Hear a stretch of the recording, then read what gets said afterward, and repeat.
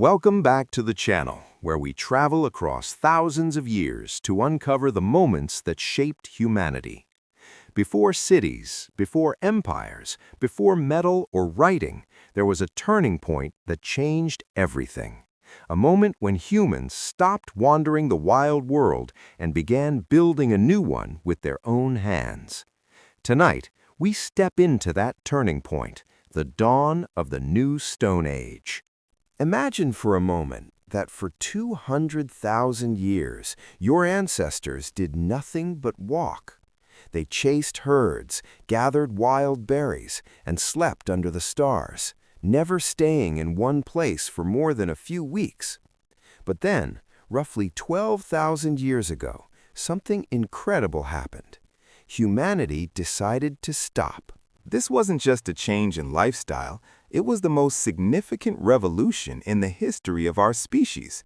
We call it the Neolithic era, or the New Stone Age. It is the moment we stopped being part of nature and started controlling it. And it all began with a single, humble seed. To understand why this was such a big deal, you have to realize that farming is actually incredibly hard work compared to hunting. Early farmers worked longer hours, suffered more back pain, and died younger than their hunter-gatherer cousins. So why did we do it? Why did we trade freedom for the grind of the plow? The answer lies in the Fertile Crescent, a boomerang-shaped region in the Middle East. Here, the climate warmed up after the Ice Age, and wild grasses like wheat and barley grew so thickly you could harvest a year's supply of food in just 3 weeks. It was an abundance trap. Once people stayed to harvest, they built storehouses. Once they had storehouses, they couldn't leave. This transition didn't happen overnight. It was a slow, messy experiment. Early humans began to practice selective breeding without even knowing the science. By choosing the biggest seeds to replant, they accidentally engineered crops that were larger, tastier, and easier to harvest. We were the first geneticists. But plants were only half the story. If you're going to stay in one place, you can't rely on chasing wild herds that migrate away. You need the meat to come to you. This is where the domestication of animals changed the game entirely. It started with the wolf, turning into the dog for protection, but soon moved to livestock. Sheep and goats were the pioneers of the barnyard. They were relatively small, ate grass which humans couldn't eat, and provided milk, wool, and meat.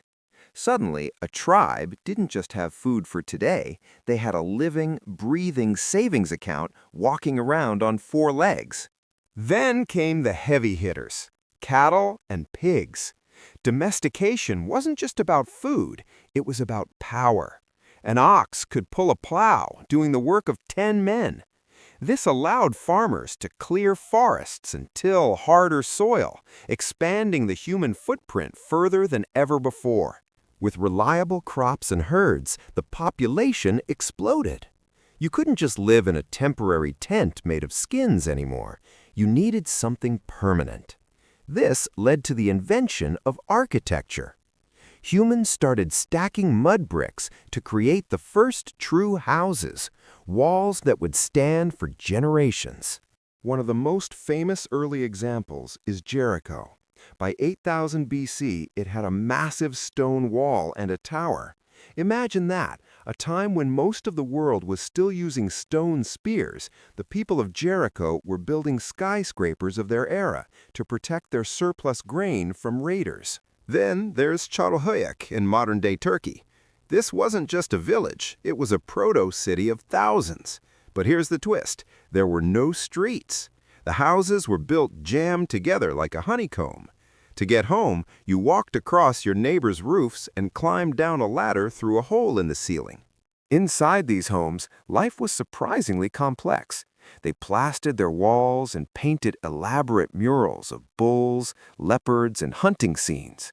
They buried their ancestors right under the floorboards of the living room, keeping the spirits of the dead literally part of the household. Now, if you have all this grain and nowhere to put it, it rots. You need storage. For thousands of years, humans used baskets or skins, but they leaked and attracted rodents. The solution came from the earth itself. Someone discovered that if you bake clay in a fire, it turns to stone. Pottery was born. Pottery was the plastic of the Neolithic. It was waterproof, heat-proof, and cheap. You could cook stews, store water, and protect grain from moisture. This revolutionized the human diet. Suddenly, we could boil plants that were too tough to eat raw, unlocking massive new sources of calories. But the new Stone Age wasn't just about mud and clay. It was about refining stone.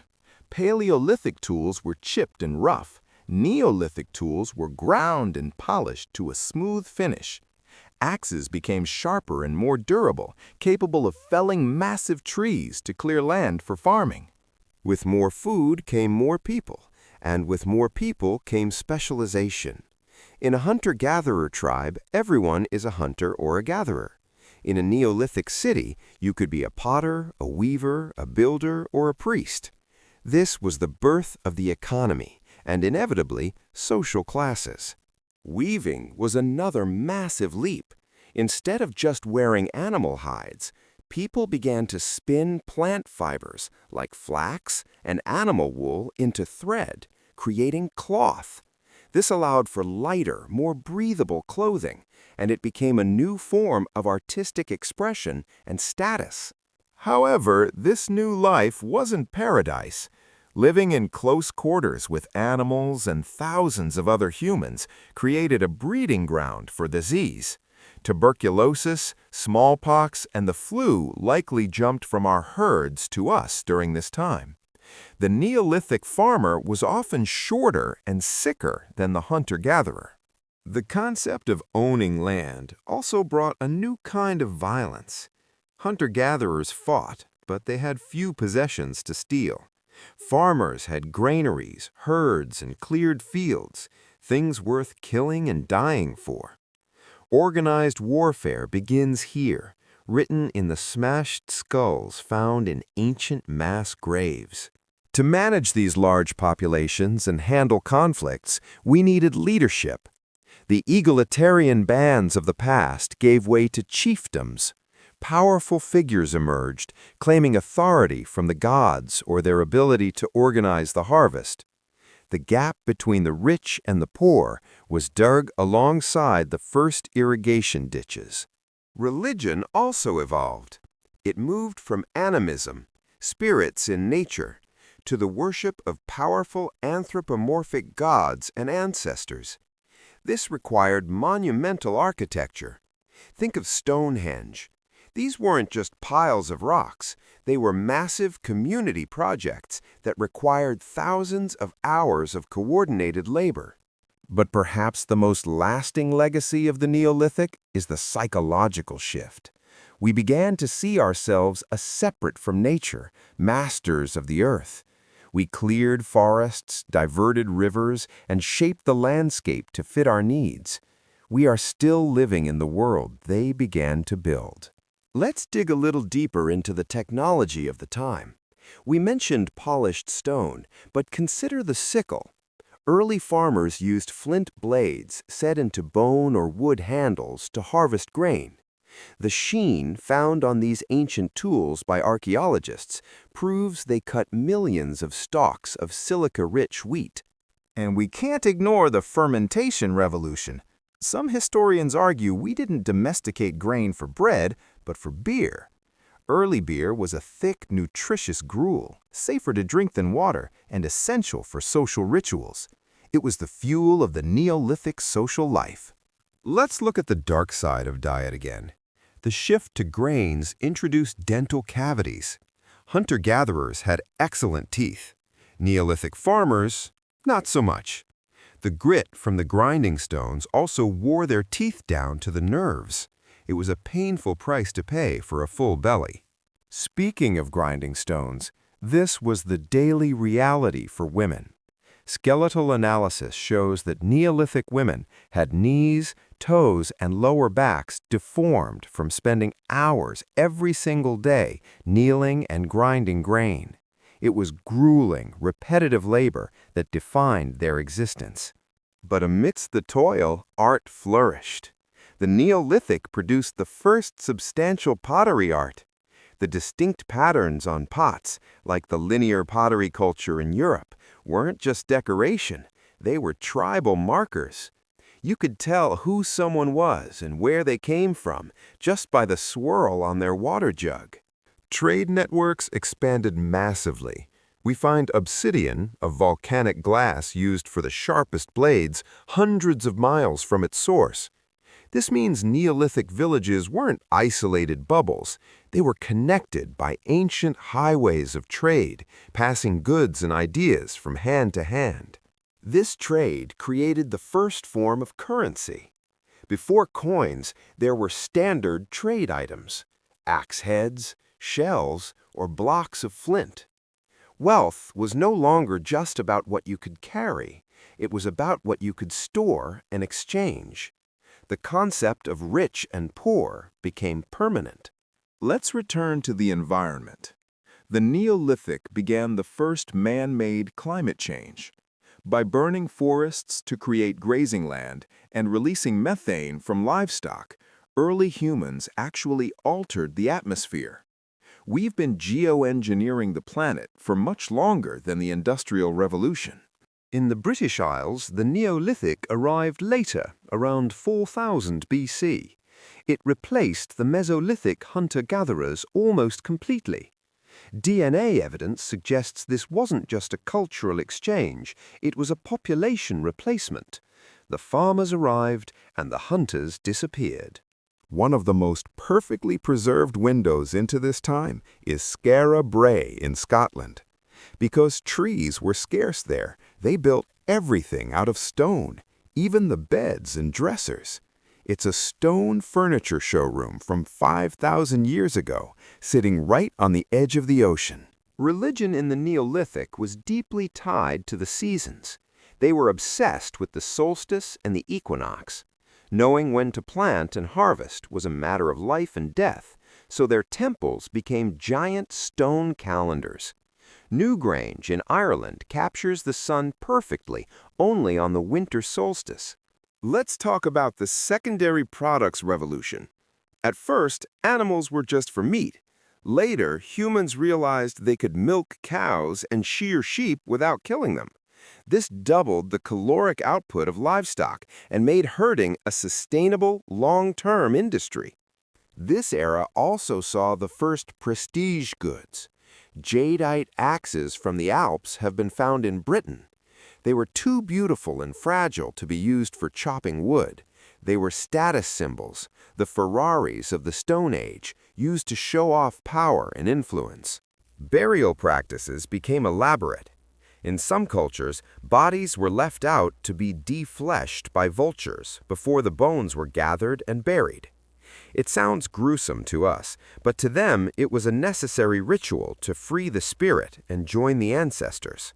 The Neolithic also gave us the concept of the home. For a hunter-gatherer, home was wherever the fire was lit. For the farmer, home was a specific patch of earth, a specific house with decorated walls, a place where your parents died and your children were born. It grounded us. As we move toward the end of the Neolithic, we see the discovery of metal. Copper began to appear. At first, it was just a soft rock they pounded into shape, but soon they learned to melt it. This marked the beginning of the end for the Stone Age and the dawn of the Bronze Age. But before metal took over, stone technology hit its peak. The flint knappers of the late Neolithic were masters. They created ripple-flaked knives that are technically more difficult to make than almost anything we do with our hands today. It was the zenith of stone craftsmanship. Water management was another huge leap. You can't farm in dry areas without it. Simple irrigation channels dug by hand allowed civilization to spread away from the immediate riverbanks. It was the first time humans commanded the flow of water. With all these advancements, the human population didn't just grow, it skyrocketed. From a few million people globally to tens of millions. The Neolithic Revolution is the reason there are 8 billion of us today. It was the biological launch pad for humanity. Language likely changed too. As trade and technology became complex, we needed new words. Words for profit, ownership, harvest, and slave. The Proto-Indo-European language, the ancestor of English, Spanish, and Hindi, likely spread with these first farmers. Let's pause on the role of children. In hunter-gatherer societies, children were mouths to feed until they were old enough to hunt. In farming, children were labor. Small hands could weed fields and tend animals. Large families became an economic asset, not a burden. This era also invented the concept of waste. Hunter-gatherers left almost nothing behind. Sedentary farmers created middens, huge piles of trash. For archaeologists, these trash heaps are gold mines full of broken pottery and animal bones that tell us how they lived. The Neolithic wasn't uniform. It happened at different times in different places. While Jericho was building walls, people in northern Europe were still hunting deer. It was a patchwork planet of different eras existing simultaneously. Boats became better. To get livestock to islands like Cyprus or Britain, you needed substantial vessels. Skin boats and dugouts became larger and more seaworthy. The Neolithic humans were the first true mariners, transporting heavy cargoes across the open sea. Let's summarize the pottery aspect one last time. It wasn't just functional, it was the first synthetic material. We took a raw material, changed its chemical structure with heat, and created something new. That is the definition of chemistry. The potter was the first scientist. The domestication of the cat also happened here. Likely they domesticated themselves. Grain stores attracted mice, mice attracted cats. Farmers tolerated the cats because they were pest control. It was a partnership based on convenience that eventually turned into companionship. Salt became a crucial commodity. You need salt to preserve meat if you're storing it.